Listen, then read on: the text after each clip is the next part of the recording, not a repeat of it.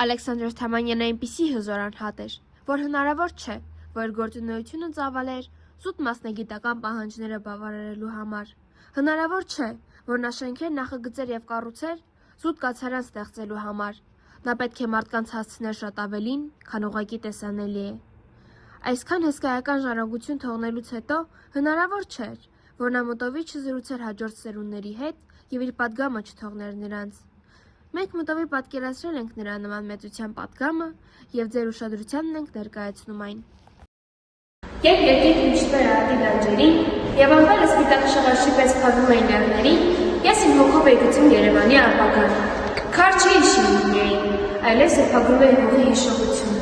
Եվ այսօր գրված այս նամակս թող հասնի ձեզ, որպես շունչ իմ ապրած ժամանակներից։ Երբ Հայաստանում պետք էր ստեղծել մի նոր մշակութային միջավայր, ու շինարարությունը ինքնին կլիներ մի մեծ գաղափարի դրսևորում։ Հիմա այդ գաղափարը ձեզ է։ Կարծեմ, երբ ես պատկերացնում էի մայրաքաղաքը, դա մի շինության հարց չէր։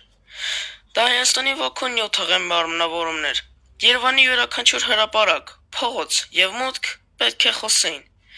խոսեին հայ մարդու մեջ վերապրող հիշողությամբ, եղանից, վերածննդից, ոգեղեն դիմադրությունից։ Այժմ դիմում եմ սերնդին, մի թողեք, որ քարերը լռեն,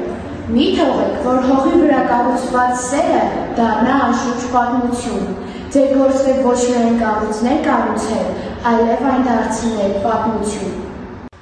Դուք ունեք աչք, որը տեսնում է անցյալը, դուք ունեք սիրտ, որը ապրում է ներկան, եւ ունեք կամք կերտելու ապագան։ Այս երեքը եկեք միավորենք մեկ նշանաբանով։ Սերը առ Հայաստան ստեղծագործական գործը։ Փողոցներում քայլելիս, երբ կլսեք քարերի ձայնը, հիշեք, դրանք լուր մրմնջում են սերունդներին։ Մենք այստեղ ենք, բայց դուք շարունակություն եք։ Եվ եթե մի օր հանրապետության հրապարակում կանգնած հայացք գցեք այն ճարտարապետությանը, որի սկիզբը դրել եմ ես, մտածեք, ես էլ կարող եմ քարն ավելացնել այս հողի վրա։